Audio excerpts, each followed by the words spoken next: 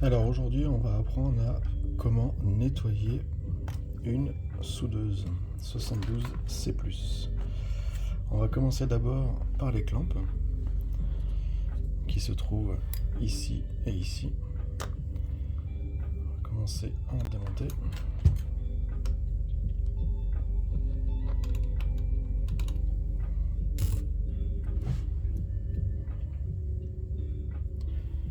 Bien nettoyer le milieu avec une brosse pour qu'il n'y ait pas de résidus ici, là, au milieu, et éventuellement sur les mains.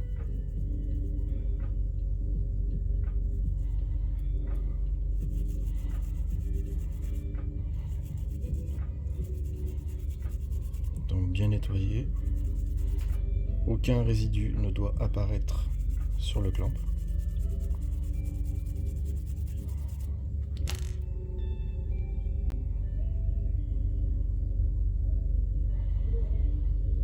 Vous faites de même sur le deuxième. Alors attention, quand vous enlevez un clamp, il y a toujours une petite bague en plastique qui se trouve derrière, à ce niveau-là. Ne la perdez pas.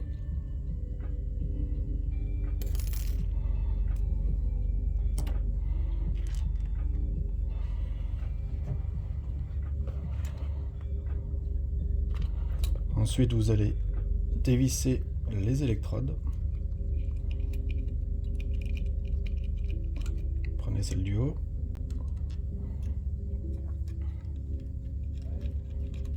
Celle du bas. Et maintenant, on a accès au V-groove qui se trouve au milieu.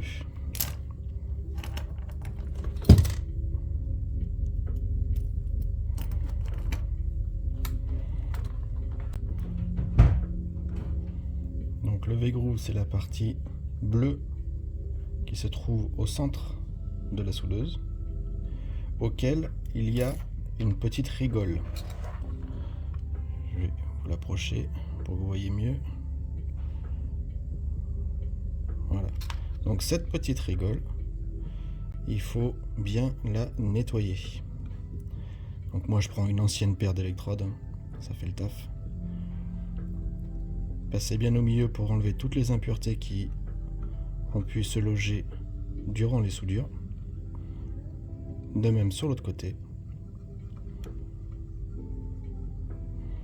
Voilà. Et vous pouvez finir avec un petit coup de brosse.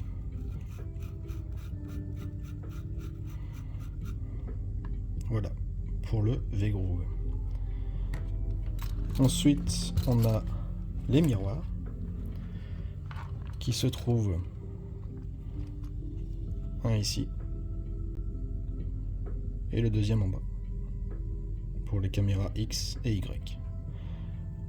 Je vous conseille à coton-tige, non pelucheux bien sûr, et vous commencez à frotter les miroirs pour enlever toute impureté. Voilà.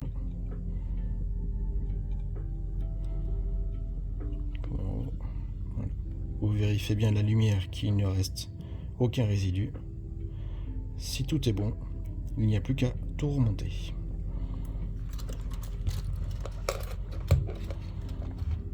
On va commencer par les électrodes.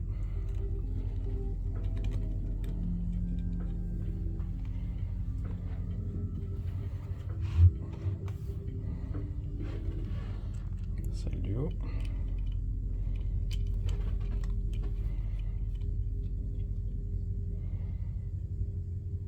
Voilà. On remonte les clamps à bien faire attention sur la bague. Donc moi, ce que je vous conseille, c'est de bien l'enfoncer déjà au préalable afin d'éviter de la perdre.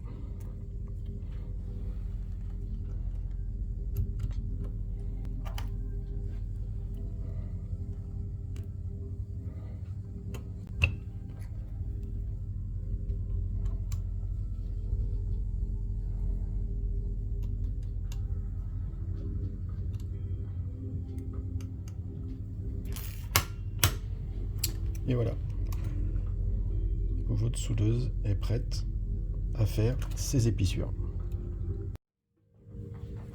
Alors, dernière petite chose, on va s'attaquer aux deux parties en céramique qui se trouvent ici. Donc pour ce faire, on prend un coton-tige, un peu d'alcool isopropylique,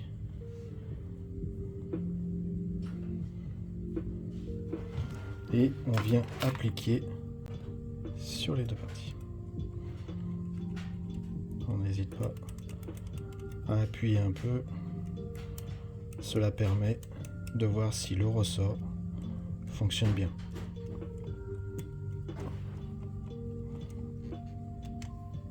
Et voilà.